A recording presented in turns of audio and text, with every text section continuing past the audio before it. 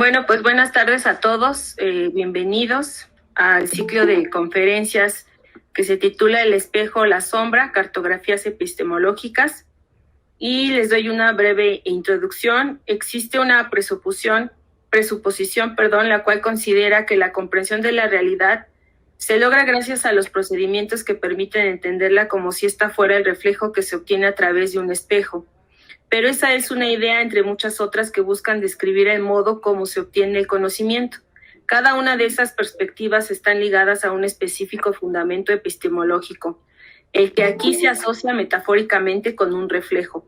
Parece que tiene su origen en un supuesto que considera la naturaleza desde una perspectiva mecanicista, capaz de ser entendida desde la formulación de modelos y con ellos explicar, además de predecir, el devenir natural.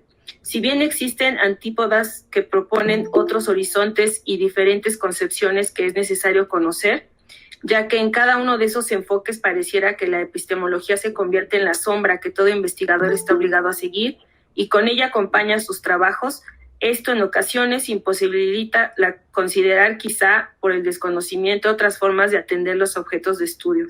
Por lo anterior es que ICONOS, Instituto de Investigación en Comunicación y Cultura, propone una serie de charlas e invita a un selecto de investigadores que ustedes ya tendrán la oportunidad de escucharlos.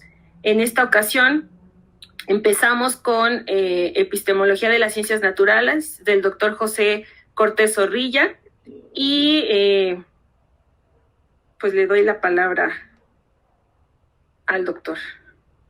Muchísimas gracias. ¿Puedo presentar mi Sí, cuando gustes, Pepe. El PDF, sí.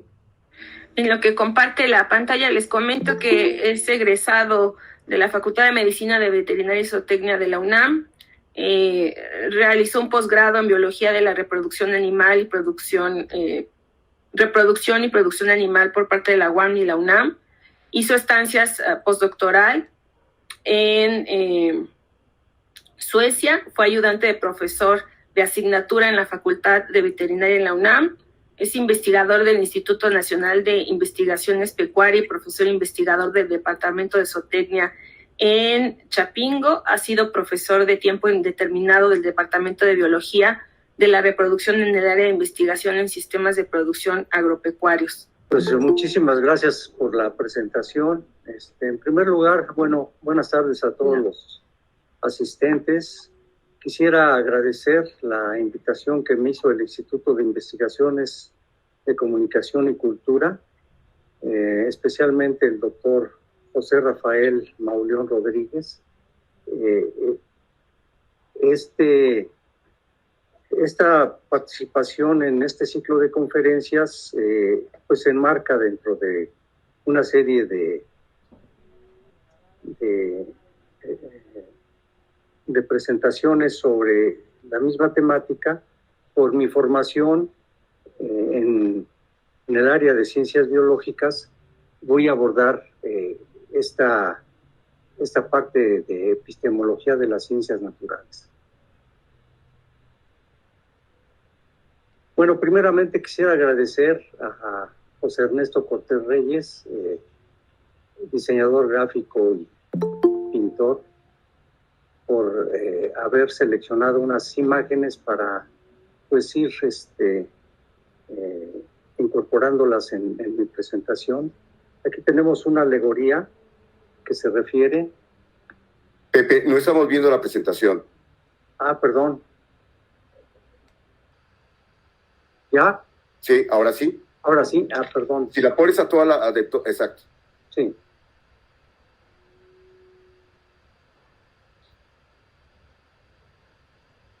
Bueno, les mencionaba que estas imágenes fueron seleccionadas por José Ernesto Cortés Reyes, y a quien agradezco su participación me haya proporcionado estos materiales para complementar mi presentación. En este caso se está observando una alegoría acerca de la ciencia. Es una mujer que tiene alas en la cabeza, sostiene con la diestra un espejo y con la siniestra una bola sobre la cual se ha de ver un triángulo. Es la ciencia un hábito del intelecto especulativo que nos permite conocer y considerar las cosas según sus causas. Se pinta alada por cuanto no puede haber ciencia si no se eleva el intelecto a la contemplación de las cosas. Significa esta frase que el espejo, que como dicen los filósofos, ciencia sit abstragendo, pues los sentidos al percibir los accidentes permiten al intelecto la cognición de las sustancias ideales, y así viéndose en el espejo la forma accidental de las cosas que existen, podemos también considerar su esencia del mismo modo. La bola muestra que en la ciencia no existen contrariedades de opiniones, al igual que en el orbe no hay contrariedad de movimiento. Muestra el triángulo que, así como de 3 lados resulta una sola figura, así también los 3 términos de las proporciones resultan las demostraciones que son el objeto de la ciencia. Bueno, en esta presentación hay varias partes que voy a desarrollar. Una es antecedentes. Estos antecedentes se refieren al texto que vamos a ver a continuidad, que es un texto que escribió Boaventura de Sousa Santos en 1985 y se publicó en 1985. Posteriormente veremos el discurso sobre las ciencias del mismo autor, el orden científico hegemónico, el paradigma dominante. Posteriormente veremos una experiencia que tuve como profesor en la Escuela Nacional de Agricultura con un investigador ya que se nos adelantó y que falleció en 1991. Posteriormente les voy a presentar algunas de las experiencias que tengo en los trabajos de investigación a partir de los 90 en un área de sistemas de producción agropecuarios que está ubicada dentro del Departamento de Biología de la Reproducción, al cual pertenezco, en la Universidad Autónoma Metropolitana, dependiente de la División de Ciencias Biológicas y de la Salud. Y al final voy a presentar la relación, el vínculo, los trabajos que he realizado con el programa de estudios semióticos de la UACM y en relación con nuestra área de investigación. Bueno, comenzaré con lo que escribió Boaventura de Santos. Posteriormente, según he constatado en lo programado en esta serie de conferencias, se van a revisar otras epistemologías y finalmente en alguna de ellas, en la 5ª sesión, se va a abordar la epistemología del sur. Creo que por ese motivo también es conveniente pues, que tenga continuidad esta visión del autor que mencioné. Comienza así: a los investigadores entrenados en los recintos académicos de la ciencia moderna nos enseñaron a entender las técnicas, a investigar las especies utilizadas y a descubrir los sistemas de producción, energía vasto por medio de los cuales los grupos humanos se apropian de la naturaleza. Rara vez nos enseñaron a reconocer la existencia de una experiencia, de una cierta sabiduría en las mentes de los millones de hombres y mujeres que día a día laboran con la naturaleza precisamente mediante esas técnicas, esas especies y esos sistemas. Cuando al procurar analizar la situación presente de las ciencias en su conjunto, miramos hacia el pasado. La primera imagen es quizá la de los progresos científicos de los últimos 30 años, que son de tal manera dramáticos que los siglos que nos precedieron, desde el siglo XVI, donde todos nosotros científicos modernos nacemos, hasta el propio siglo XIX, no son más que una prehistoria antigua. Pero si cerramos los ojos y los volvemos a abrir, verificamos con sorpresa que los grandes científicos que establecieron y delimitaron el campo teórico en que todavía hoy nos movemos, vivieron o trabajaron entre el siglo XVIII y los primeros 20 años del siglo XX.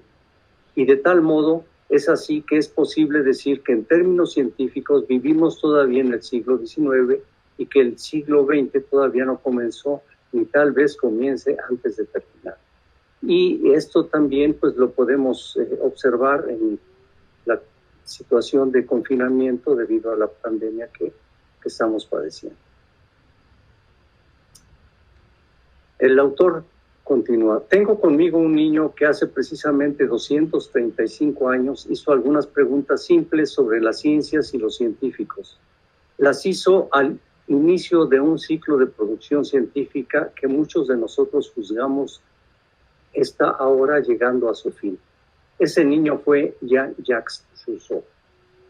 En su célebre discurso sobre las ciencias y las artes, en 1750, Rousseau formula varias cuestiones al tiempo que responde a la también razonablemente infantil pregunta de que le fuera propuesta por la Academia de Dijon. Esta última versaba así: el progreso de las ciencias y de las artes contribuirá a purificar o a corromper nuestras costumbres. Se trata de una pregunta elemental, al mismo tiempo que profunda y fácil de entender. Para darle respuesta de tal modo elocuente que le mereció el primer premio y algunas enemistades, Rousseau hizo las siguientes preguntas no menos elementales. ¿Hay alguna razón de peso para que sustituyamos el conocimiento vulgar que tenemos de la naturaleza y de la vida, que compartimos con los hombres y las mujeres de nuestra sociedad, por el conocimiento científico producido por pocos e inaccesible a la mayoría? ¿Contribuirá la ciencia a disminuir el foso creciente en nuestra sociedad entre lo que es y lo que se aparente ser? El saber, es decir, el saber hacer, entre la teoría y la práctica. Preguntas simples a las que Rousseau responde de modo igualmente simple, con un rotundo no. Estábamos entonces a mediados del siglo XVIII, a las alturas en que la ciencia moderna, surgida de la revolución científica del siglo XVI de la mano de Copérnico, Galileo y Newton, comenzaba a dejar los cálculos esotéricos de sus precursores para convertirse en el fermento de la transformación técnica y social, sin precedentes en la historia de la humanidad. Una fase de transición, pues, que dejaba perplejos a los espíritus más atentos y los hacía reflexionar sobre los fundamentos de la sociedad en que vivían y sobre el impacto de las vibraciones a las que estaría sujeto por la vía del orden científico emergente. Hoy, 200 años transcurridos, somos todos protagonistas y productos de ese nuevo orden, testimonios vivos de la transformación que se produjo. Con todo, no somos, como lo escribió el autor en 1985, del mismo modo en que lo éramos hace 15 o 20 años. Por razones que apunto más adelante, estamos de nuevo perplejos, perdidos en la confianza epistemológica. Se instaló en nosotros una sensación de pérdida irreparable, tanto más extraña cuanto no sabemos con certeza qué es lo que estamos en vías de perder. Admitimos también que otros momentos en que esa sensación de pérdida sea quizá la cortina de humo atrás de la cual se esconden las nuevas riquezas de nuestras vidas individual y colectiva. Pero nuevamente vuelve ahí la perplejidad de no saber lo que abundarán en nuestra nueva opulencia. Una pregunta elemental es una pregunta que llega al magma más profundo de nuestra perplejidad individual y colectiva con la limpieza técnica de un arpón. Fueron así las preguntas de Rousseau. ¿Tendrá que ser así la nuestra? Más que esos 200 y tantos años después, nuestras preguntas continúan siendo las de Rousseau. Estamos de nuevo colocados en la necesidad de preguntar por las relaciones entre la ciencia y la virtud, por el valor del conocimiento llamado ordinario o vulgar que nosotros, sujetos individuales o colectivos, creamos y usamos para dar sentido a nuestras prácticas, y que la ciencia se obstina en considerar irrelevante, ilusorio y falso, y tenemos finalmente que preguntar por el papel de todo el conocimiento científico acumulado en el enriquecimiento o empobrecimiento práctico de nuestra vida, o sea, por la contribución positiva o negativa de la ciencia a nuestra felicidad. Estamos en el fin de un ciclo de hegemonía de un cierto orden científico. Las condiciones epistémicas de nuestras preguntas están inscritas en el reverso de los conceptos que utilizamos para darles respuesta. Es necesario un esfuerzo de desencubrimiento conducido sobre el filo de una navaja entre la lucidez y la ininteligibilidad de la respuesta. Son igualmente diferentes y mucho más complejas las condiciones sociológicas y psicológicas de nuestro cuestionar. Es muy diferente preguntar por la utilidad o la felicidad que el automóvil me puede proporcionar si la pregunta es hecha cuando nadie de mis alrededores tiene automóvil, cuando toda la gente tiene excepto yo, o cuando yo mismo tengo carro desde hace más de 20 años. El orden científico, continúa el autor. Comenzaré por caracterizar sucintamente el orden científico hegemónico. Analizaré después las señales de crisis de esa hegemonía, distinguiendo entre las condiciones teóricas y las condiciones sociológicas. Finalmente, especularé sobre el perfil nuevo del orden científico emergente, distinguiendo nuevamente entre las condiciones teóricas y las condiciones sociológicas. En esta presentación solamente nos abocaremos a lo que es la epistemología de las ciencias naturales. Este discurso analítico está limitado por las siguientes hipótesis de trabajo. Primero, comienza a dejar de tener sentido la distinción entre ciencia natural y ciencias sociales. Segundo, la síntesis que habrá de operar entre ellas tiene como polo catalizador a las ciencias sociales. Para eso, las ciencias sociales tendrán que rechazar todas las formas de positivismo lógico o empírico o de mecanismo materialista o idealista,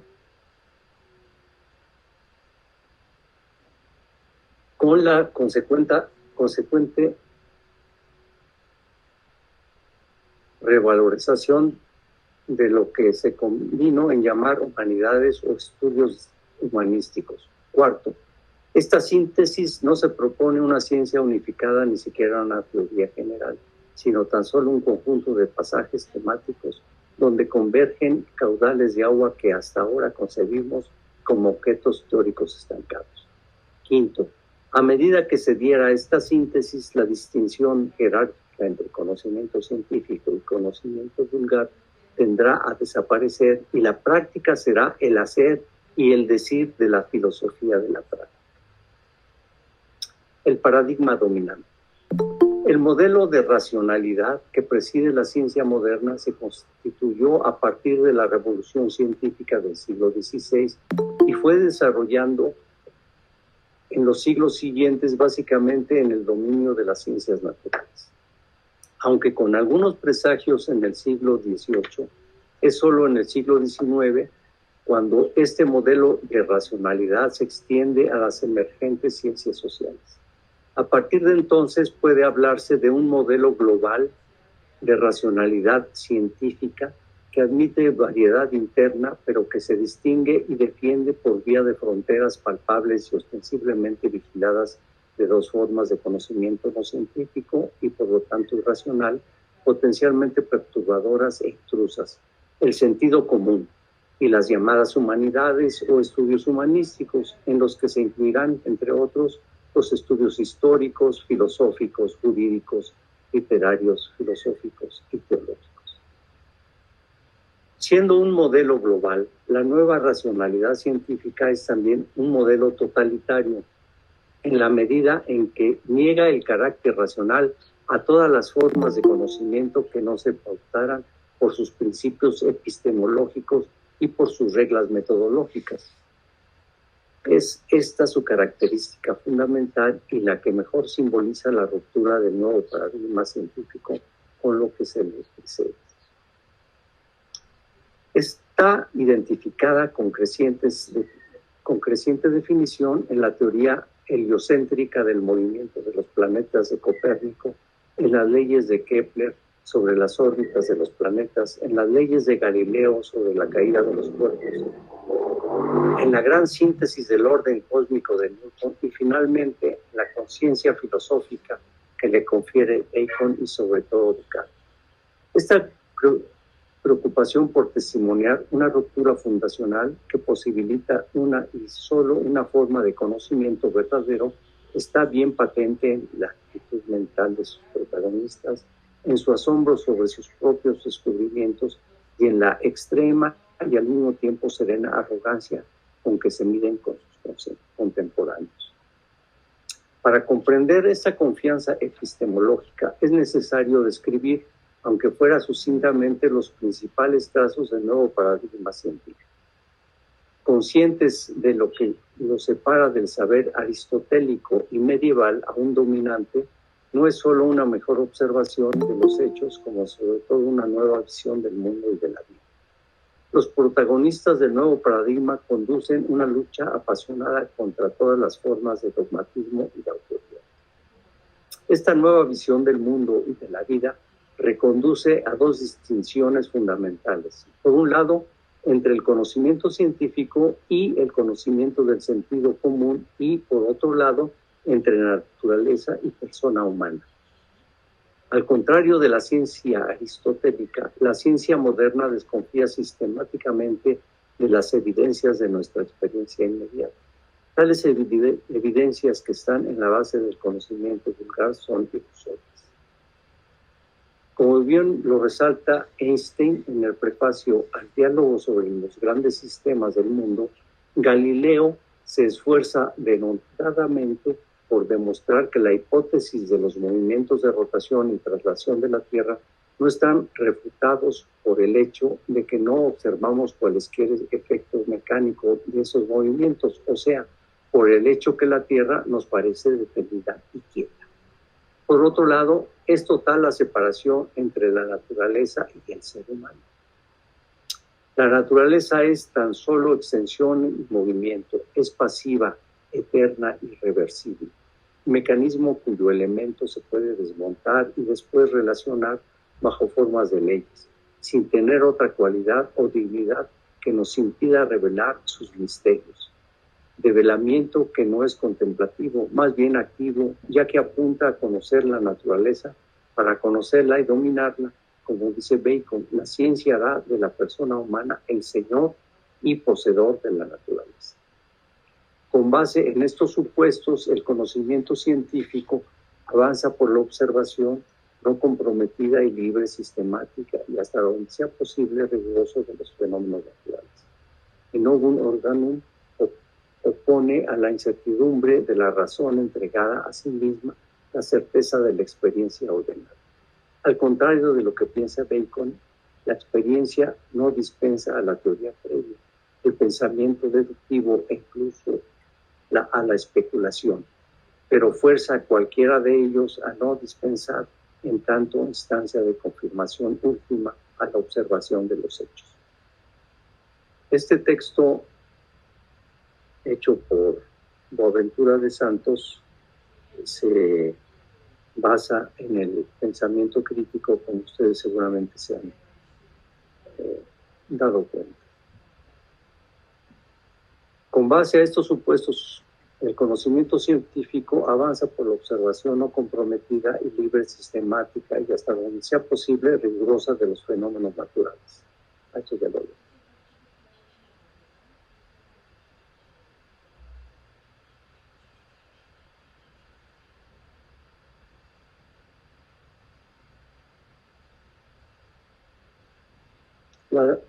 Las ideas que presiden la observación y la experimentación son las ideas claras y simples a partir de las cuales se pueden ascender a un conocimiento más profundo y riguroso de la naturaleza.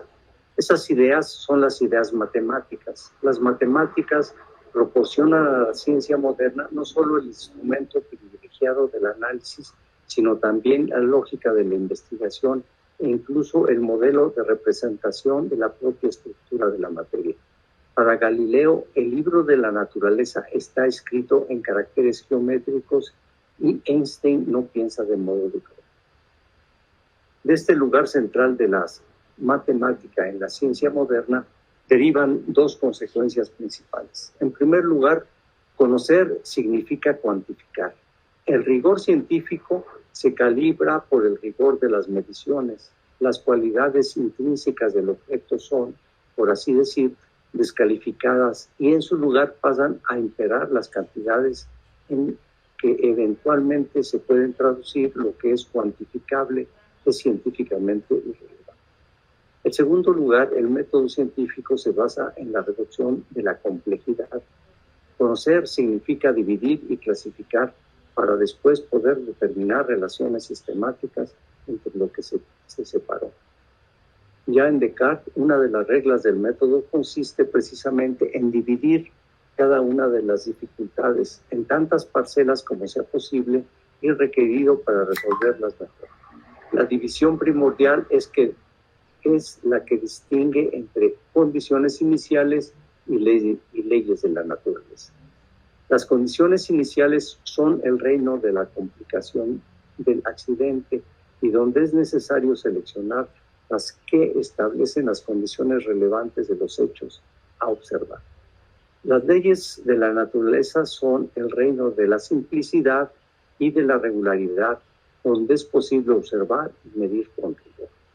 Esta distinción entre condiciones iniciales y leyes de la naturaleza nada tienen de natural, como bien observa Eugene Wigner. La misma es completamente arbitraria. Sin embargo, es en ella en que se asienta toda la ciencia moderna. La naturaleza teórica del conocimiento científico parte de los presupuestos epistemológicos y de que las reglas metodológicas ya referidas. Es un conocimiento causal que aspira a la formulación de leyes a la luz de las regularidades observadas con vista a prever el comportamiento futuro de los fenómenos. El descubrimiento de leyes de la naturaleza descansa, por un lado, como ya fue referido, en el aislamiento de las condiciones iniciales relevantes. Por ejemplo, en el caso de la caída de los cuerpos, la posición inicial, la velocidad del cuerpo en la caída. Y por otro lado, en el supuesto de que el resultado se producirá independientemente del lugar y del tiempo en que se realizan las condiciones iniciales. En otras palabras, el descubrimiento de leyes de la naturaleza se basa en el principio de que la posición absoluta y el tiempo absoluto nunca son condiciones iniciales relevantes. Según Wigner, este principio es el más importante problema de la invarianza en la física clásica. Las leyes en cuanto a categorías de inteligibilidad reposan en un concepto de causalidad escogido no arbitrariamente entre los ofrecidos por la física aristotélica. Aristóteles distingue 4 tipos de causa: la causa material, la causa formal, la causa eficiente y la causa finita. Las leyes de la ciencia moderna son un tipo de causa formal que privilegia el cómo funcionan las cosas en detrimento de cuál es el agente o cuál es el fin de las cosas. Es por esta vía por la que el conocimiento científico rompe con el conocimiento del sentido común. Es que mientras en el sentido común y por lo tanto en el conocimiento práctico en el que se traduce la causa y la intención, convive sin problemas en la ciencia la determinación de la causa. En este tipo de causa formal, el que permite prever y por lo tanto intervenir en lo que es real y el que en última instancia permite a la ciencia moderna responder las preguntas sobre los fundamentos de su rigor y de su verdad, como el conjunto de sus éxitos en la manipulación y en la transformación de lo real. Un conocimiento basado en la formulación de leyes tiene como supuesto teórico la idea de orden y de estabilidad del mundo, la idea de que el pasado se repite en el futuro. Según la mecánica newtoniana, el mundo de la materia es una máquina cuyas operaciones se pueden determinar exactamente por medio de las leyes físicas y matemáticas, un mundo estático y eterno que fluctúa en un espacio vacío un mundo que el racionalismo cartesiano torna cognoscible por la vía de su descomposición de los elementos que lo constituyen.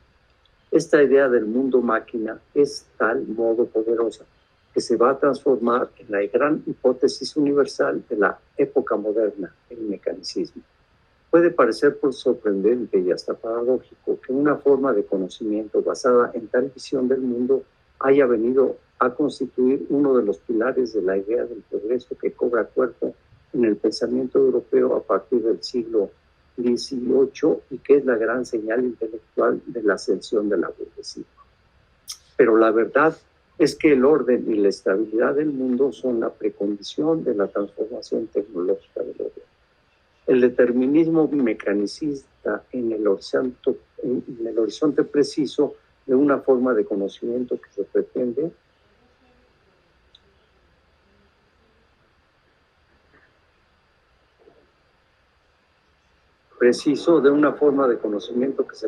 utilitaria y funcional, reconocido menos por la capacidad de comprender profundamente lo real que por la capacidad de dominarlo y transformarlo.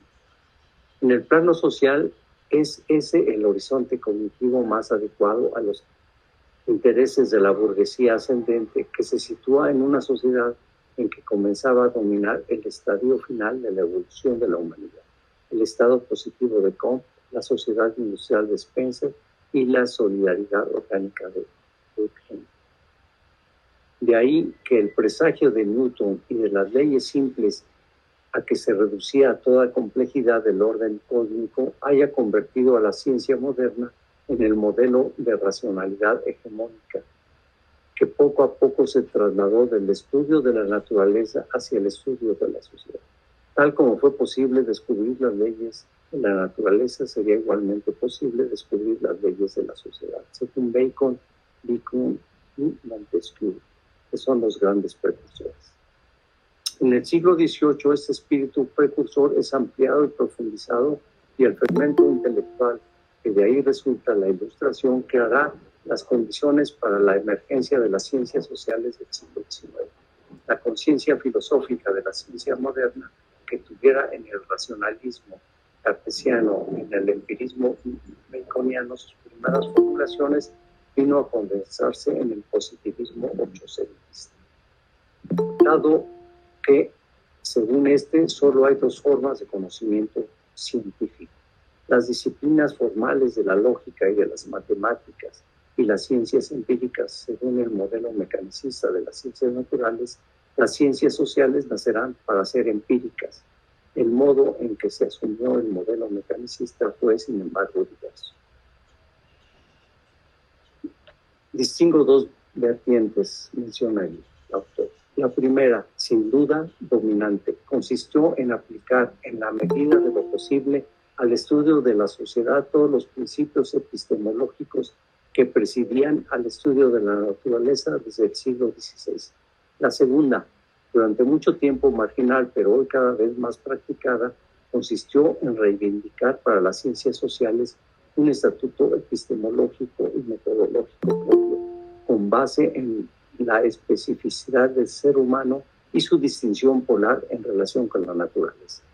Estas dos concepciones han sido consideradas antagónicas, la primera sujeta al yugo positivista, la segunda liberada de él, y cualquiera de ellas reivindicando el monopolio del conocimiento social.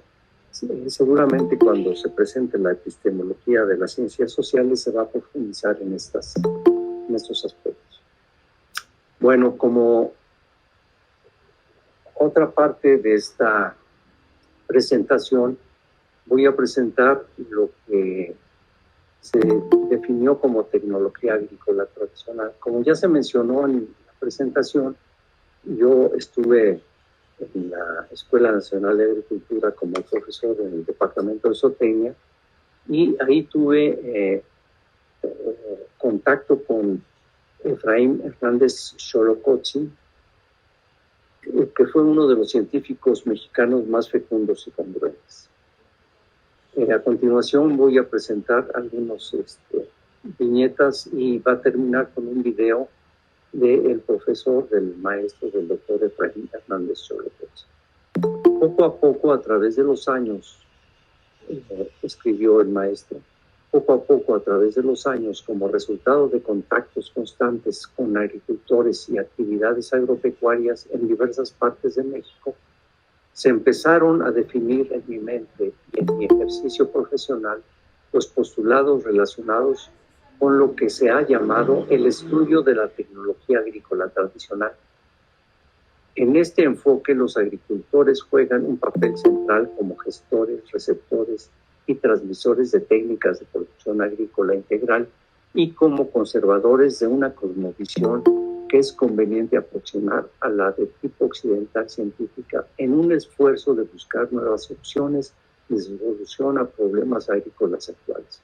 En otras palabras, el agricultor mexicano surge como ente educador en el ámbito agrícola a partir de su conocimiento derivado de la práctica cotidiana de producción. A estos agricultores expreso mis más sinceros reconocimientos y aprecio a sus continuas enseñanzas.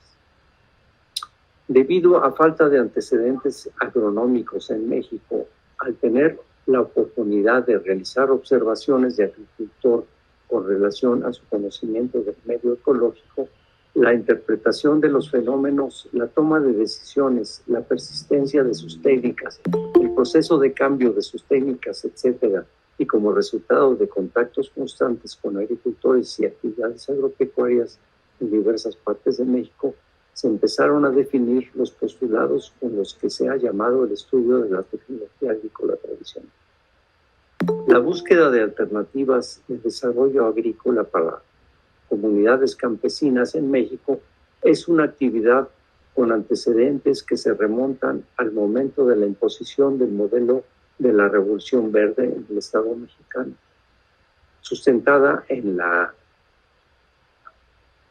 epistemología de las ciencias naturales. Las experiencias en la generación de modelos alternativos son diversos para el presente trabajo. Queremos destacar la propuesta desarrollada en la Escuela Nacional de Agricultura en la década de los 70 del siglo pasado por el maestro doctor Hernández Xolotl, que la denominó como los estudios de la tecnología agrícola tradicional, y fue definida como aquellos elementos culturales emanados del conocimiento empírico acumulado por las etnias rurales durante miles de años en sus intentos de utilizar los recursos naturales renovables por medio de las explotaciones agrícolas, pecuarias, forestales y faunísticas para obtener los satisfactores antropocéntricos para su subsistencia y desarrollo social y económico. Hernández X, 1976. La visión de la tecnología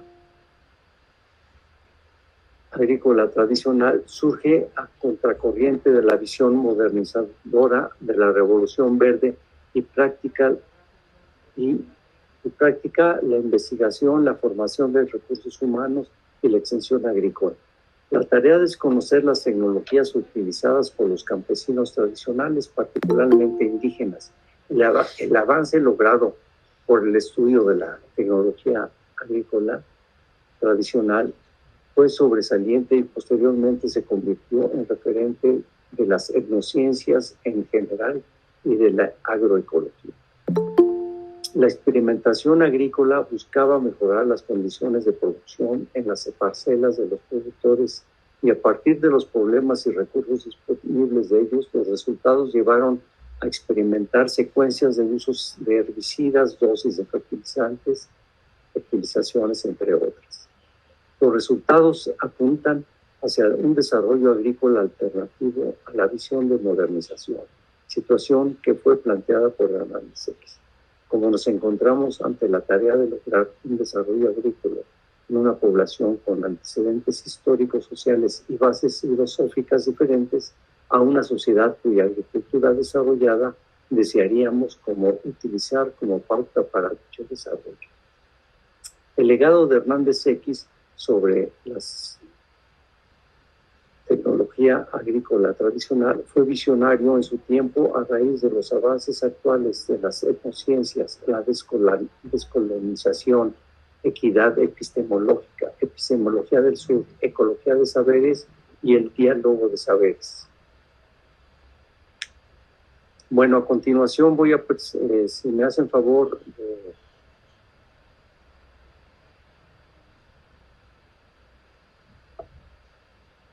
que pudiera correr un video, no sé si lo ven. Sí se ve. Sí, sí se ve. Sí se ve.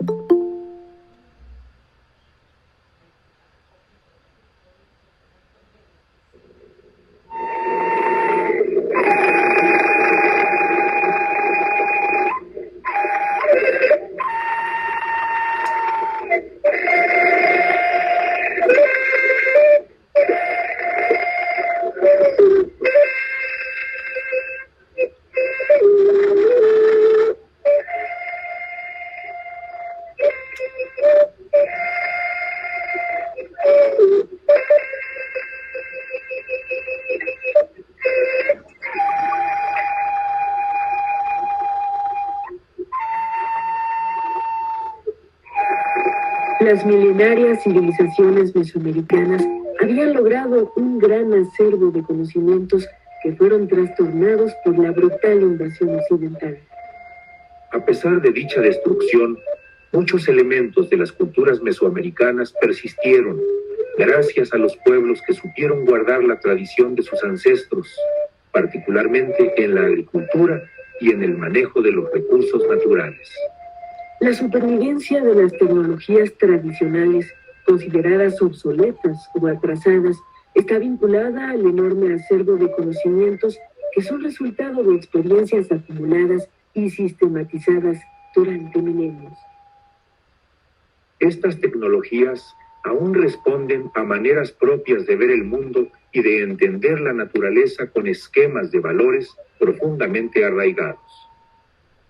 A este antiguo conocimiento se añaden los nuevos elementos de la cultura occidental que en ocasiones han resultado benéficos o significativos para el mantenimiento de la población.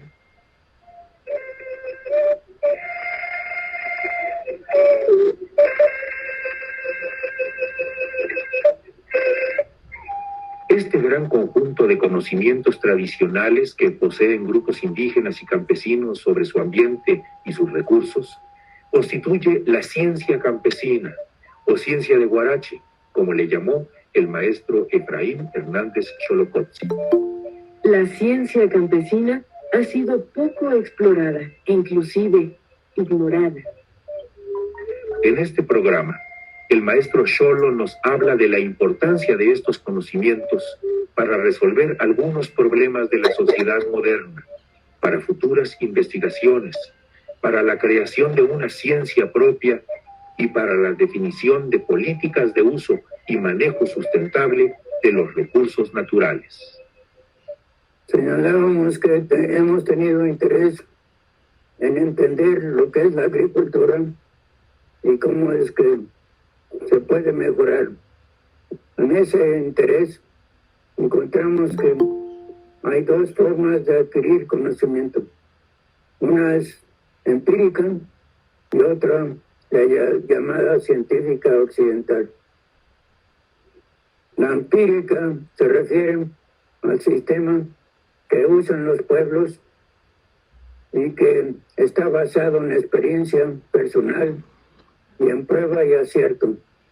Entonces tienen que, al probar una forma de proceder, al probar un alimento, etcétera, pues lo proceden a hacer y observan a ver cuál es el resultado.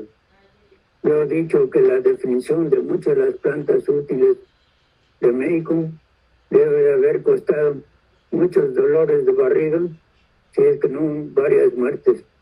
Pues en esta prueba y acierto, cuando se encuentra que el material es factible, entonces ya se procede y ese conocimiento va siendo pasado de boca en boca, de padre a hijo, va siendo pasado o bien va siendo almacenado en la memoria del pueblo y en la memoria de los viejos.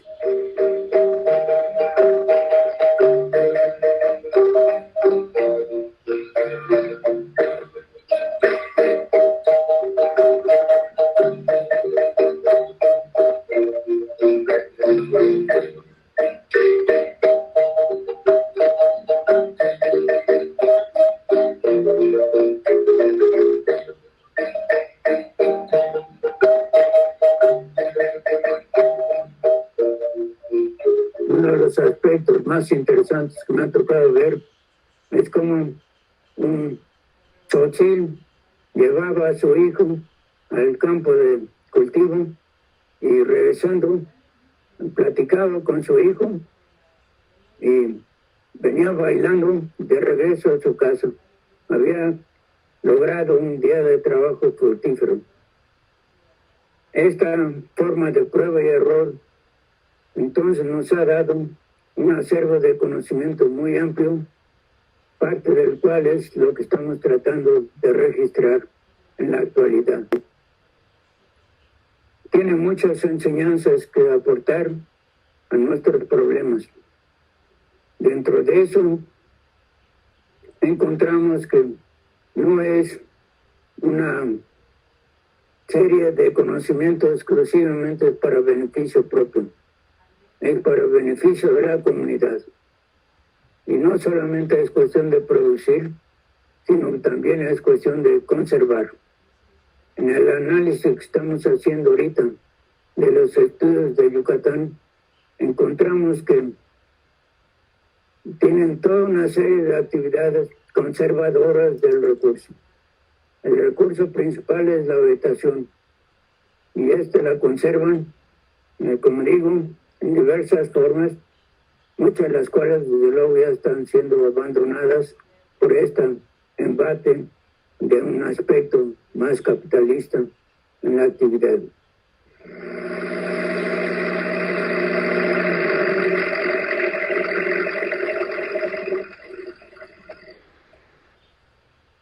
Yo creo que la razón por la cual ahorita hay una gran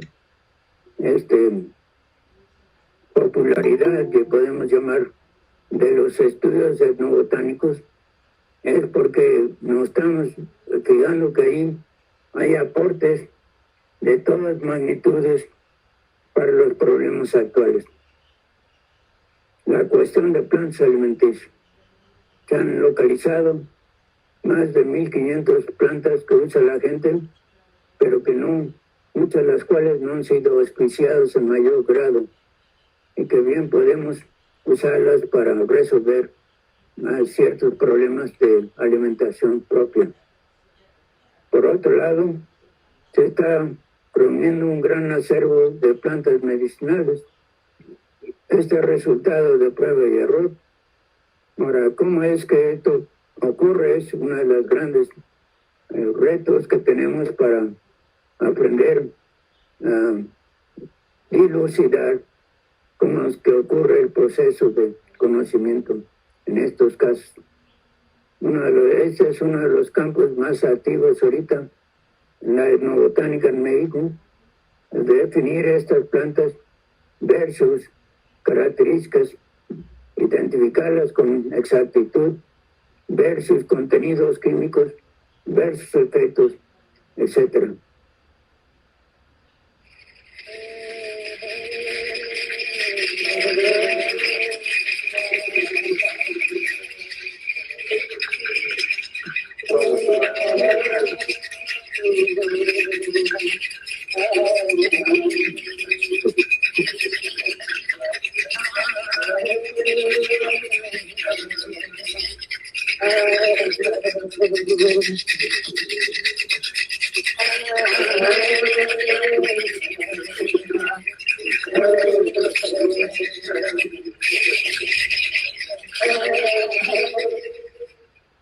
Por otro lado, tenemos indicios de que dentro de este conocimiento general hay materiales que no hemos utilizado, pero que son pertinentes a muchos de los problemas modernos de la civilización, problemas de un agotamiento por intenso trabajo, por intenso golpeteo de la misma sociedad. Hay problemas de infecciones nuevas como la SIDA, como arteriosclerosis, como locura, etc. Y encontramos que en el conocimiento tradicional hay elementos que han servido, no que se considera que pueden servir, que ya están sirviendo para aliviar estos malestares. Cabe señalar que esos malestares son uno de los productos que pocas veces se mencionan de la civilización moderna. Eso no lo encuentra uno en la forma de vivir de los agricultores tradicionales. Muchas de esas enfermedades no aparecen allí. A pesar de eso, vuelvo a repetir, encontramos que sí tienen conocimiento de muchos materiales que son pertinentes a estas enfermedades.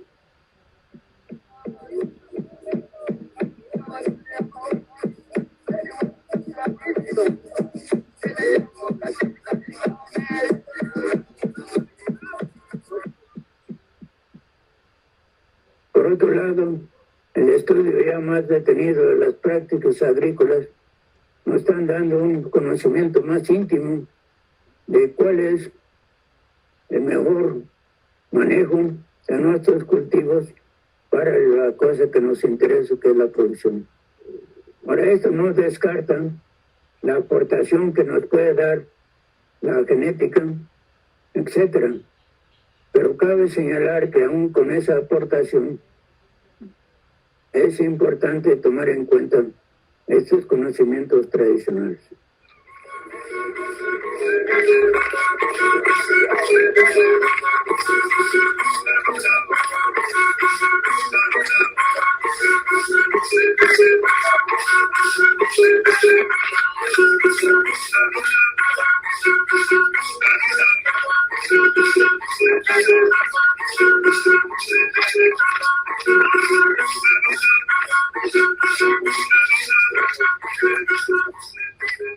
El maestro Xolo afirmaba: la agricultura tradicional es una fuente apenas abrevada de conocimientos que podrían, en mucha mayor medida, fundamentar y dar más sentido a la enseñanza e investigación agrícola en nuestro país. La importancia del conocimiento tradicional es fundamental en la evolución de la agricultura, como también han sido significativas las aportaciones etnobotánicas de Mesoamérica al mundo. Bueno, generalmente explicamos la importancia de las aportaciones de Mesoamérica, a la cual pertenece México, por el aprovechamiento de cultivos en otros lugares, ¿no? Entonces está claro que el maíz ha recorrido todo el mundo, ha transformado la economía agrícola de muchos países. Esa es la obra de Barmen que mencionaba. Pero junto con eso hay del orden de 50 a cerca de 100 plantas más que han migrado o se han llevado a otras plantas, a otros países, donde han ocupado lugares bastante importantes. Ahorita yo diría que es en los Estados Unidos, en Europa, donde el jitomate reviste mayor importancia que en México. Ya están fijándose también en el tomate, mal llamado tomate de cáscara, para utilizarlo. Me sorprendió en África ver que ya está siendo utilizado con abundancia el chile habanero. Pero la cosa curiosa es que lo están usando, pero no saben todavía cómo consumir, cómo utilizar chile, ¿no? Esto ocurre igual en la India, donde el chile ha ocupado un lugar bastante importante en su economía y su utilización. Otro cultivo es igualmente importante, ha sido el tabaco, ¿no? Que ahora lo estamos combatiendo y creo que con buena razón, pero todavía sigue siendo económicamente muy importante.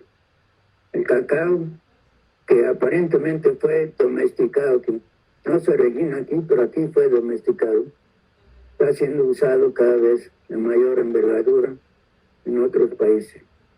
De tal forma que para explicar la aportación que ha hecho Mesoamérica al mundo, tendríamos que entrar a un análisis entonces de qué plantas hemos aportado y qué conocimiento hemos aportado. Por ejemplo, el conocimiento agrícola nuestro ha sido muy pertinente en otras condiciones del mundo.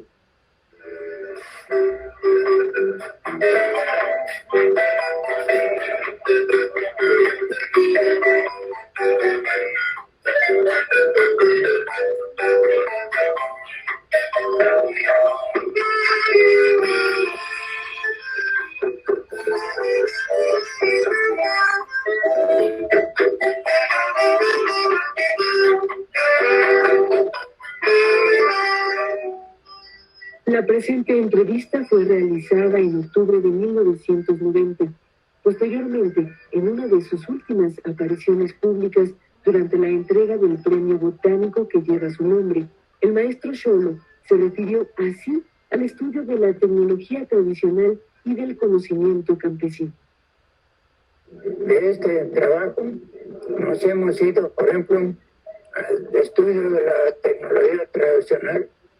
En realidad, yo considero que sigue siendo la base de gran parte de nuestra producción agrícola.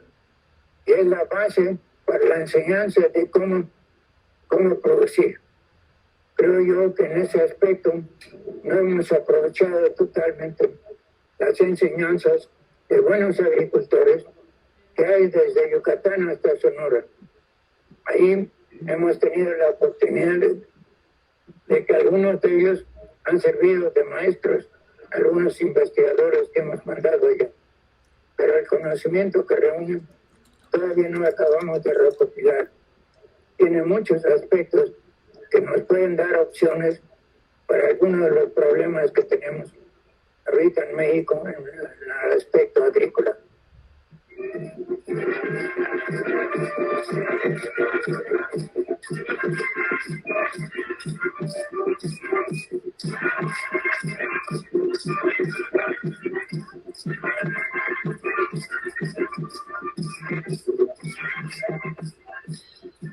Estas palabras siguen vigentes y seguirán resonando mientras no se le dé su lugar a la ciencia de Huarache. Fueron pronunciadas en 1990, antes de la firma del PLC, antes de la guerra en Chiapas y de los errores de diciembre. El ingeniero Hernández Xolocotzi nos dejó 5 preguntas. A ver si las podemos contestar. ¿Qué rumbo queremos seguir culturalmente? ¿Qué concepto tenemos de desarrollo? ¿Qué relación existe entre crecimiento económico y cultural? ¿Qué precio queremos pagar por un crecimiento material exclusivo? ¿Qué posibilidades existen de aportaciones culturales de parte de México al planteamiento mundial?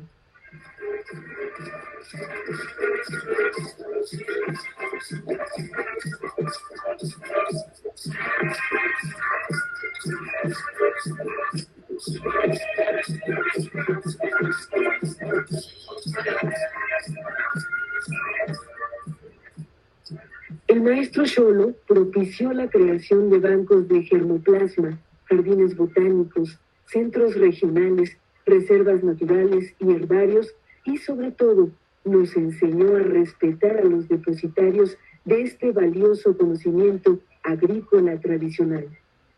Hasta siempre, maestro Efraín Hernández Xolocotzi.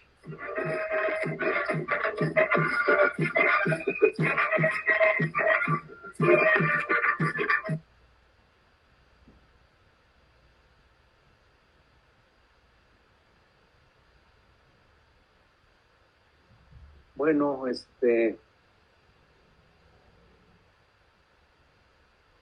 esta parte pues termina con este video y pues lógicamente es parte de mi experiencia como profesionista, investigador de estos aspectos, aunque mi formación fue en medicina veterinaria, pero he tenido contacto con aspectos de agricultura y en ese sentido, en la Universidad Autónoma Metropolitana conformamos un área de investigación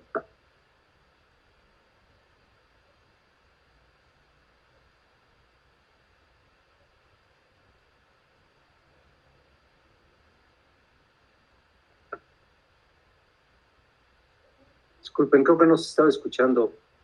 ¿Ya me escuchan? Sí, te escuchábamos, ¿eh? Sí se escuchó. Sí, se escucha. Ah, bueno.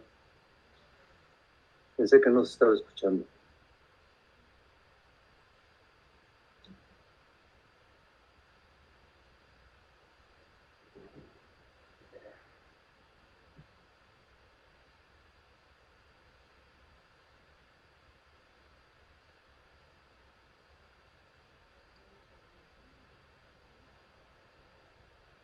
Como les mencionaba, en la Universidad Autónoma Metropolitana conformamos un área de investigación en sistemas de producción agropecuaria. Debido a las condiciones de la universidad, también nos hemos abocado a lo que consideramos que es la agricultura urbana. La agricultura urbana, desde el punto de vista pecuario, iniciamos haciendo estudios en la delegación Iztapalapa y nos hemos extendido hacia otras delegaciones o otras alcaldías que conforman la Ciudad de México, sobre todo en la parte sur, que constituyen suelos denominados suelos de conservación y que tienen gran importancia para la subsistencia de las condiciones naturales de nuestra ciudad. Aquí vemos en estas imágenes, por ejemplo, el estudio que hemos realizado con productores de leche que utilizan algunos de los residuos y eso fue una cuestión que fue generando la investigación que realizamos. Ellos utilizan desperdicios tanto industriales, por ejemplo, de desechos de cervecería, o también de desechos de cultivos o de la central de abastos. A su vez, este tipo de sistemas producen desechos orgánicos que son utilizados en otras alcaldías, por ejemplo, en Milpalta, para la producción de nopal. Esta forma de desarrollo tecnológico no ha sido desarrollado en las instituciones de investigación, sino que son producto de la propia dinámica que tienen los diferentes productores.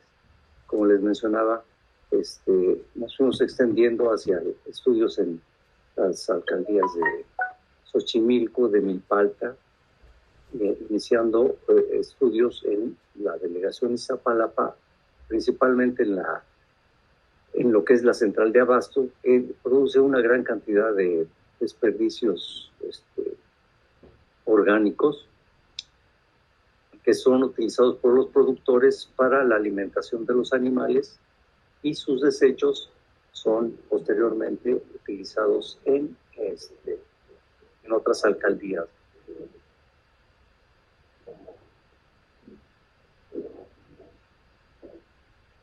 Bueno, por vínculos y relación con otros investigadores, hemos realizado también trabajos y ahora me voy a referir al último punto, que es la relación con el grupo de investigación del programa de estudios semióticos de la Universidad Autónoma de la Ciudad de México.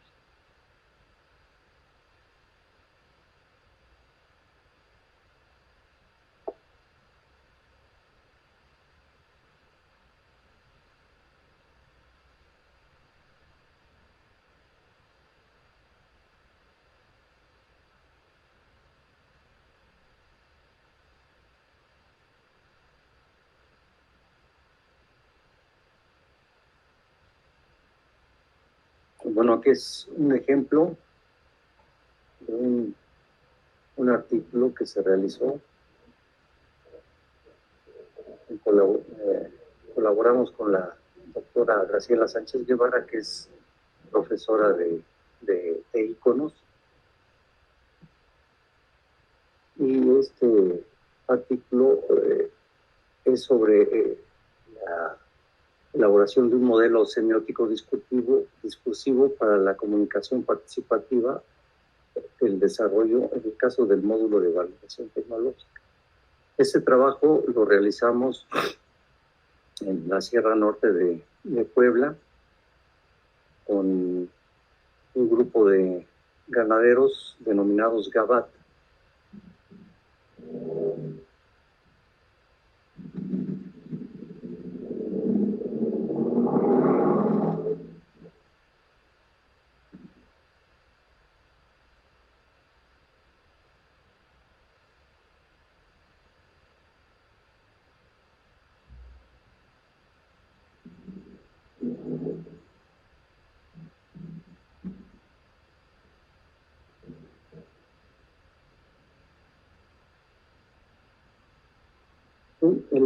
Un Gabat es un grupo de campesinos dedicados a la producción ganadera, en los cuales se les ofrece a través de paquetes tecnológicos desarrollados en campos experimentales a uno de los productores denominado módulo de validación, que es un rancho cooperante, y hay un grupo de productores que continúan una serie de indicaciones técnicas y se van reuniendo periódicamente para desarrollar este desarrollo tecnológico. Hay un componente ganadero, hay un componente técnico y hay un componente institucional. El componente institucional pueden ser las instituciones de investigación, pueden ser institutos nacionales o universidades. El componente técnico son el enlace entre los ganaderos y el componente institucional, y el principal componente es el componente ganadero. En este trabajo se desarrolla el modelo semiótico discursivo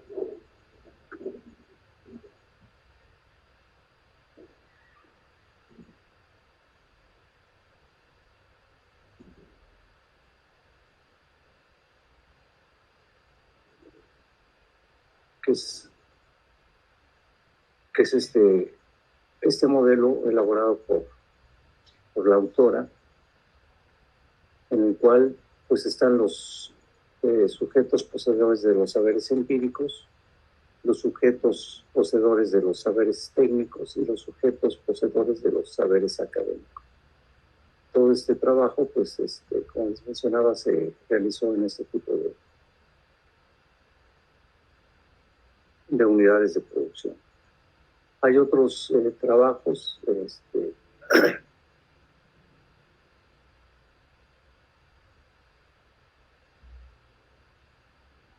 realizado también en colaboración con alianza con el grupo de estudios semióticos de la UACM, también con la misma autora, la doctora Graciela Sánchez Guevara. Este trabajo fue presentado en la Universidad de Lund, en Suecia, y se publicó en esta revista Razón y Palabra. Esto fue sobre la interrelación, ¿no? Biológico, rural y urbana, sociocultural y artístico del maguey, ¿no? Y otros cactus. Otro trabajo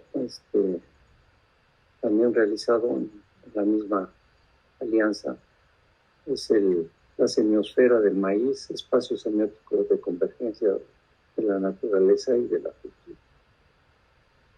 Otro trabajo más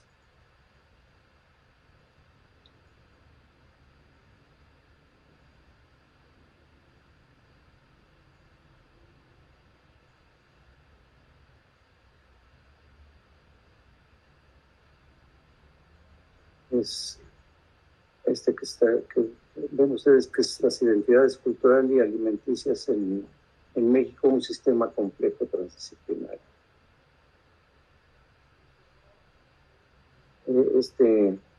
Esta relación entre nuestro grupo de trabajo en la UAM y con el grupo de estudios semióticos, pues ha sido bastante fructífero y nos llevó a proponer el año pasado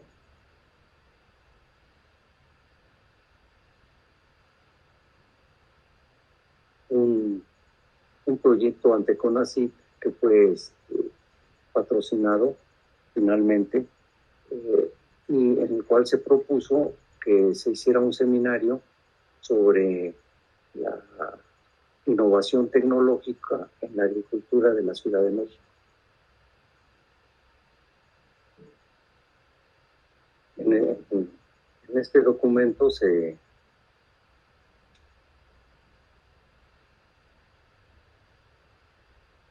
que se presentó ante CONACYT,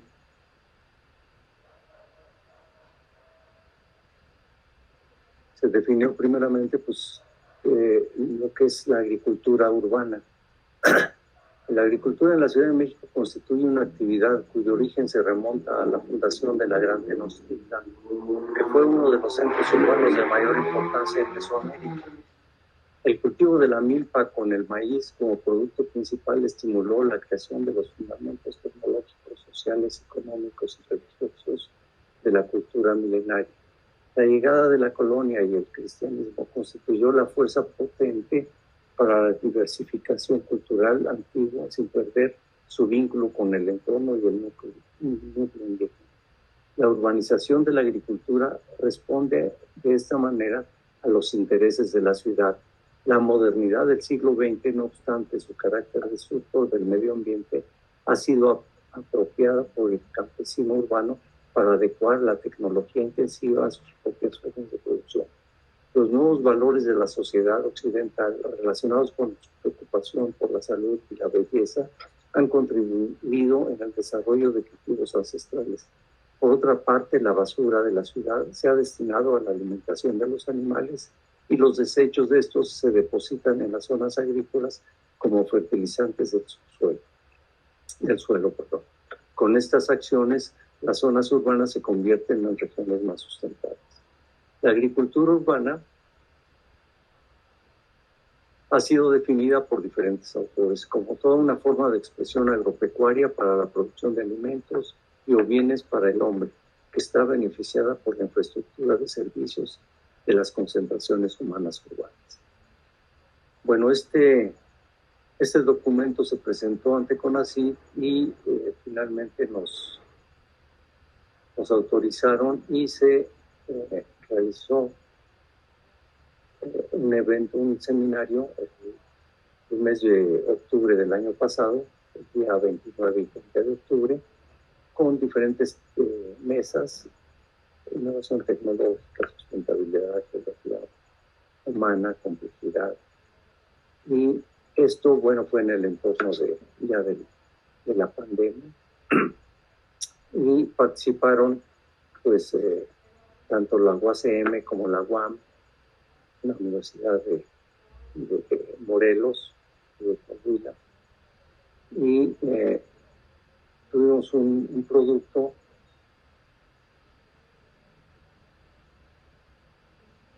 que es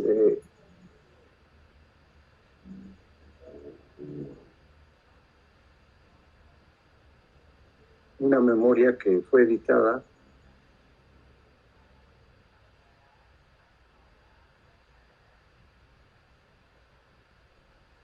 por Iconos. Creo que no lo No lo tengo aquí presente.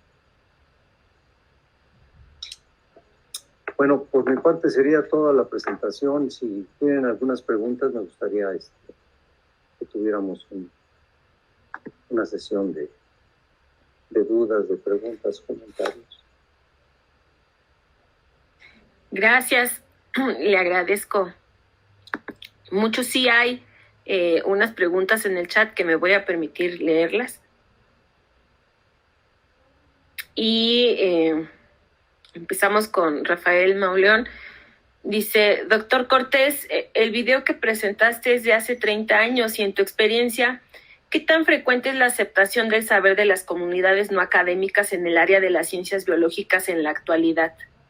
Sí, bueno, yo quise presentar este documento porque es una escuela, una corriente precisamente epistemológica que se generó en la Escuela Nacional de Agricultura. Esta experiencia ha sido trasladado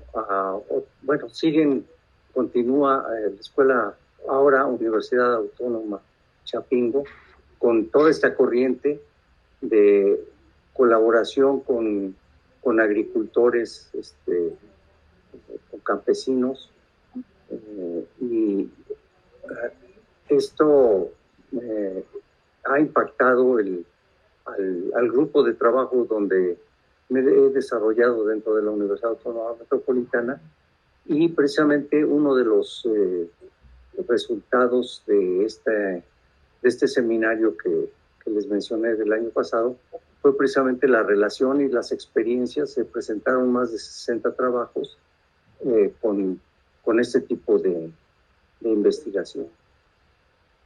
Tuvimos también, como producto de ese seminario, la elaboración de un video ya reciente. Quizá hubiera sido conveniente también presentarlo para contrastar con la propuesta que hizo el maestro Hernández X. Gracias.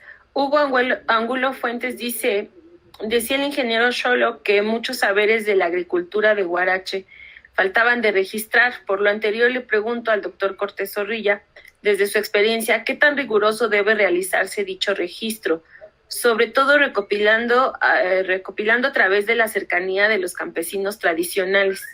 Sí, bueno, como yo mencionaba, nuestra experiencia ha sido pues por las condiciones de trabajo dentro de la Universidad Autónoma Metropolitana.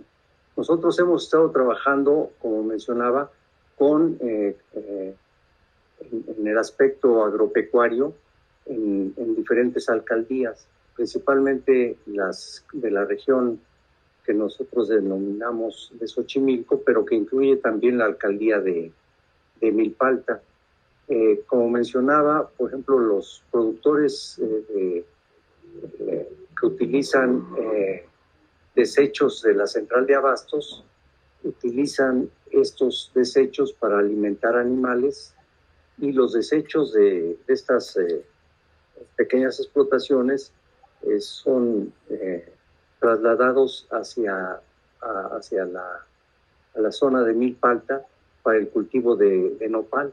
Entonces son tecnologías que no se han desarrollado en centros experimentales ni en centros de investigación, sino que han sido producto de las condiciones que ofrecen, en el caso de la ciudad, ¿no? La central de abastos, por ejemplo. Ok, gracias. Fernando Zamora Águila comenta, muchas gracias por la interesante exposición, doctor Cortés. En el video se dice, si entendí bien, que a los conocimientos de las técnicas agrícolas tradicionales se suman los conocimientos tradicionales. ¿Qué posibilidades y qué pertinencia ve usted de combinar las ciencias tradicionales y las ciencias actuales, occidentales, modernas o como se llamen, considerando que es necesario tener una producción agropecuaria para un país de casi 130 millones de habitantes o para exportación? Sí, precisamente una de las críticas que hay hacia la que se denominaba Revolución Verde fue precisamente el aplicar pues todos los conocimientos de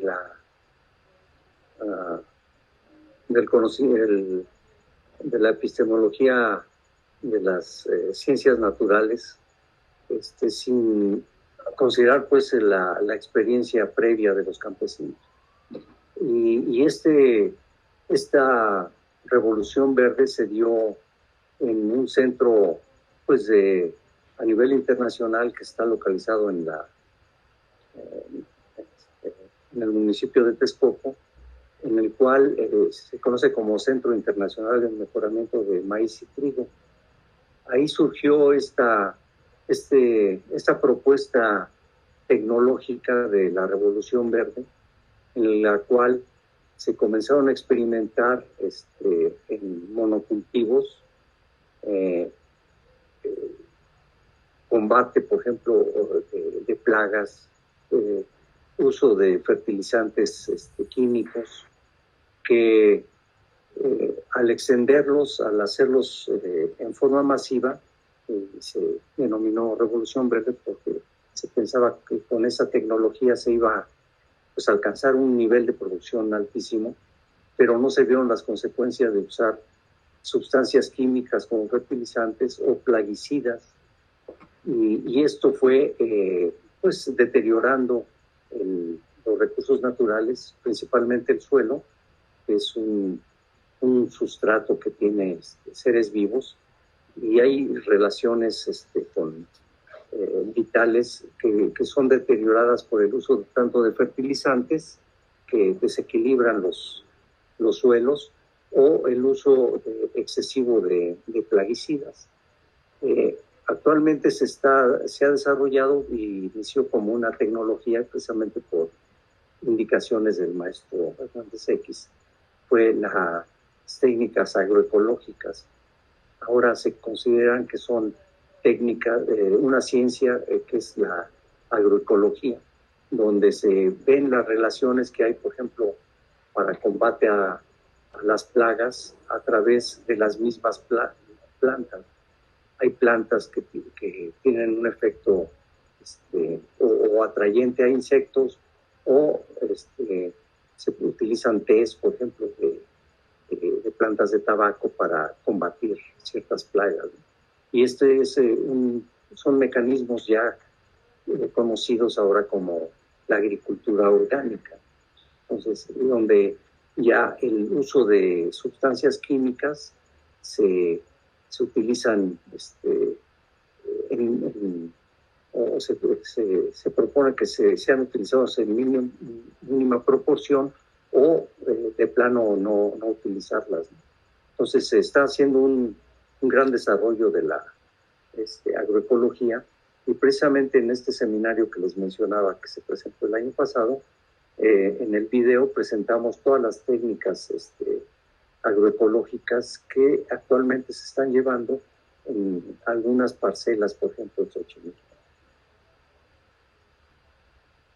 Gracias. Arabi Soriano pregunta, ¿cómo van incorporando o planifican el integrar diferentes campos del conocimiento para que puedan converger en uno y de resultados? ¿Cómo fue su planeación? ¿Cómo se ideó? ¿Cómo se realizó el vínculo para observar la necesidad de lo semiótico lingüista? Bueno, esto surgió pues por relaciones a través de intereses de investigación, por ejemplo, el interés entre pues la semiótica de todo el cultivo pues ancestral que es el maíz, y la interacción no solamente de las ciencias naturales, sino también de las humanidades. Entonces, pensamos que las soluciones y esto seguramente en futuros conferencias van a trabajar sobre la interdisciplina, la transdisciplina, que pues yo creo que es una forma pues de ir rompiendo, ¿no? Los enclaves pues que generó este concepto científico de la racionalidad y para abrirlo a otros aspectos, ¿no? También las partes artísticas, ¿no? Por eso es que la presentación, como mencionaba, trató también de incorporar esta parte de la creación artística, ¿no? Que es ya la transdisciplina. Entonces, yo creo que la tendencia, y esto pues se va a ver a lo largo de las conferencias, pues es una forma, ¿no? De ir interaccionando y intercambiando diferentes conocimientos, diferentes saberes. Nuestra experiencia inicial fue pues por la formación que teníamos con campesinos, con agricultores, ¿no? Pero también pues es importante tener una interacción con otros áreas de conocimiento, ¿no? Como lo mencionaba en la presentación, pues el modelo hegemónico pues fue muy tajante durante mucho tiempo, pero pues a partir también del conocimiento en las ciencias naturales, en la física, se vio que no respondía a todas las preguntas, ¿no? Que se hacían los físicos, ¿no? Entonces, el surgimiento del conocimiento de la física cuántica pues también abrió, ¿no? También el conocimiento de las ciencias naturales. Ok, gracias. Salomón Luna comenta, el nuevo video que mencionó está en YouTube para poderlo ver posteriormente. Sí. Bueno, no, está en Vimex, creo. Okay. Sí, les puedo pasar la dirección. Sí, gracias. Teresa Mencheli Pérez, muy interesante y pertinente. Felicidades, doctor. La dictadura de las ciencias científicas naturales se enfrenta a la realidad del cambio climático. Ahora la ONU, la UNESCO y el G20, desde discursos sociales y económicos hegemónicos, dicen que hay que regresar al mundo silvestre y sustentable. ¿Cómo lograr esto? ¿Cómo recuperar el equilibrio? Sí, bueno, pues es un reto, ¿no? Inclusive lo mencionaba el maestro Hernández X, ¿no? En los 90s mencionaba, por ejemplo, pues el SIDA, ¿no? El VIH, que surgía pues como un problema pandémico, ¿no? Que realmente no se atendió en esas dimensiones, pero que sí fue una señal, ¿no? Que aunque haya sido hace 30 años, pues se ve reflejado en las condiciones en que estamos ahora actualmente en confinamiento, ¿no? Hay modificaciones, hay cambios que no hay respuestas pues necesariamente de las ciencias naturales, aunque sí hay, por ejemplo, nos están proporcionando, por ejemplo, alguna salida a través del desarrollo pues de las ciencias naturales, a través, por ejemplo, de los conocimientos originales que estableció Louis Pasteur, ¿no? Para la inmunización, ¿no? contra enfermedades. Entonces, sí han aportado todas las ciencias naturales pues una gran cantidad de conocimientos que inclusive pues estamos nosotros devengando y utilizando, ¿no? Pero sí no ha sido la panacea, ¿no? Entonces debemos de volver, ¿no? Y voltear a otras experiencias, a otras comunidades, ¿no? Donde hay valores diferentes, ¿no? a los que se mencionaba, ¿no? Por ejemplo, pues coincidió, ¿no? El surgimiento de la revolución industrial con el desarrollo como se menciona en el texto de Boaventura de Santos, de la conformación de las burguesías, ¿no? Esto en Europa, ¿no? Gracias. Juan Antonio Madrid Vargas dice muchas gracias. Es un trabajo de gran compromiso humano y alto nivel de realidad, de gran utilidad también para el aula como material de estudio y ejemplo profesional. Arabi Soriano también comenta, gracias, desde su punto de vista lo transdisciplinario, ¿cómo cobra vida desde la epistemología de las ciencias naturales? Gracias, José Cortés. Sí, gracias. Bueno, creo que hay toda una propuesta, pues, que inclusive surge de las ciencias naturales, ¿no? Toda la parte de la física cuántica, ¿no? Pues trastoca, ¿no? Los paradigmas, pues hegemónicos, ¿no? De estas epistemologías, y precisamente abre, ¿no? el campo a otros, como se mencionaba, pues a las humanidades, ¿no? a las artes, ¿no? a otros, a los saberes, pues, comunes. Y esto yo creo que tiene que ver, pues, precisamente con toda la parte del desarrollo humano, la parte de la psicología, etcétera. Entonces, esto, pues, ha sido un proceso también, pues, de desarrollo de diferentes visiones, ¿no? Y lógicamente, pues, los científicos, los artistas, quien se dedica a producir alimentos, pues aportan este conocimiento.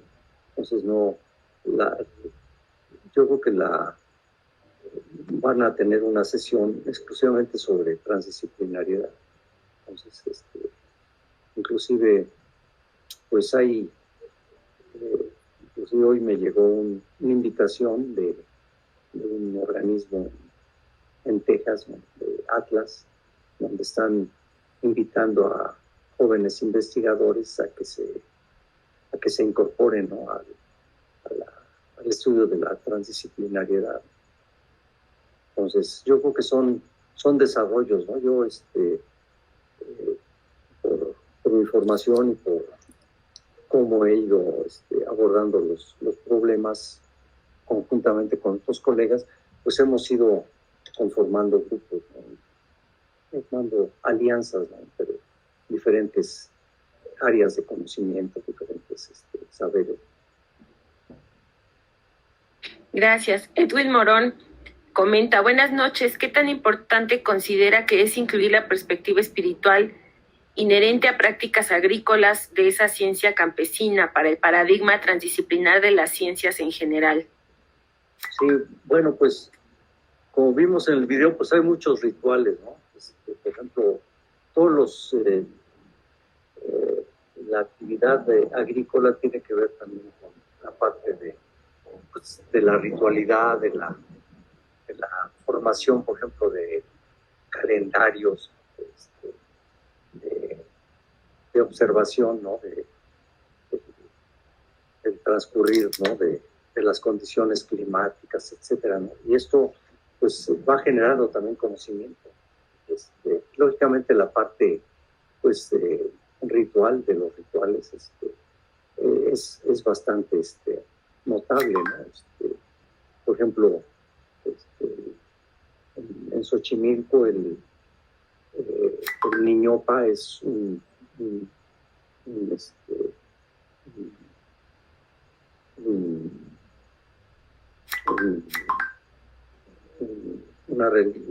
santo, pues, venerado, ¿no? Sobre todo es impresionante, por ejemplo, el día 2 de febrero, San Gregorio, ¿no? Cuando hay el paso de mayordomías, ¿no? Cómo es importante y cómo llegan pues los campesinos a bendecir sus mazorcas, sus semillas, ¿no? Entonces, todo esto tiene que ver con toda esta parte, ¿no? Con la ritualidad. Y se conserva, ¿no? Gracias. Tenemos dos comentarios más. Graciela Sánchez Guevara comenta, felicidades, doctor Cortés, por incorporar el trabajo de la biología al área de las ciencias humanas e incluso artísticas, Considero que hoy en día, en el siglo XXI, las ciencias deben abrir sus fronteras para realizar un verdadero tejido complejo.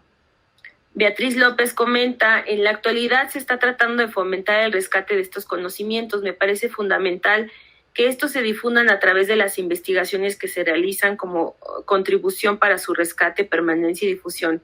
Muchas felicidades por su trabajo y por su apertura hacia estos conocimientos. Muchas gracias. Erco comenta, es muy interesante poder vincular estos fenómenos actuales de pandemia para observar la necesidad de regresar al conocimiento originario de las ciencias naturales para mitigar los efectos de la sobreexplotación de los recursos naturales en nuestra sociedad. Excelente. Y Rafael Mauleón dice, muchas gracias, doctor Cortés. Viridiana Carrera, buenas noches, doctor Cortés. Entiendo que la ciencia de Huarache parte de un paradigma completamente distinto del de las ciencias naturales. En ese sentido, ¿qué criterios le dan esa objetividad tan buscada y cuestionada en las ciencias que emana enteramente de la experiencia? Sí, bueno, yo quise presentar y como homenaje pues al maestro Hernández X, porque él fue un niño migrante, nacido en Tlaxcala, siguió a su madre, que era profesora, y sus hermanos mayores. Él estudió agronomía en la Universidad de Cornell e hizo una maestría en Harvard. Ya siendo mayor regresó a nuestro país siendo botánico. Y esa formación dentro de las ciencias naturales, dentro de la biología, y al regresar a sus raíces, comenzó a recorrer el país y a analizar todos los sistemas de agricultura tradicional. Bueno, él lo propuso, ¿no?, como un paradigma, ¿no?, la agricultura tradicional, la agricultura de Huarache. Y en el primer párrafo que leí, pues él agradece a los campesinos el que le hayan dado tantos conocimientos, ¿no?, que enriquecieron a su disciplina, ¿no?, que era la botánica. Y de ahí, bueno, pues derivó a un nuevo paradigma, ¿no?, dentro de la investigación en la agricultura, ¿no?, que la agricultura, pues, de hecho, si lo consideramos como término, pues es todo, ¿no? Es el estudio de nuestro planeta, ¿no?, el estudio de la Tierra. Pues agradecemos al doctor José Cortés Zorrilla la participación y hacemos llegar este conocimiento que está proyectado en pantalla. Muchas gracias por esta excelente ponencia y los esperamos el 7 de abril en la siguiente, que es Epistemología de las Ciencias Sociales, del doctor Antonio Sustaita Aranda. Muchas gracias a todos. Hasta luego. Muchas gracias. Felicidades, doctor Cortés. Gracias.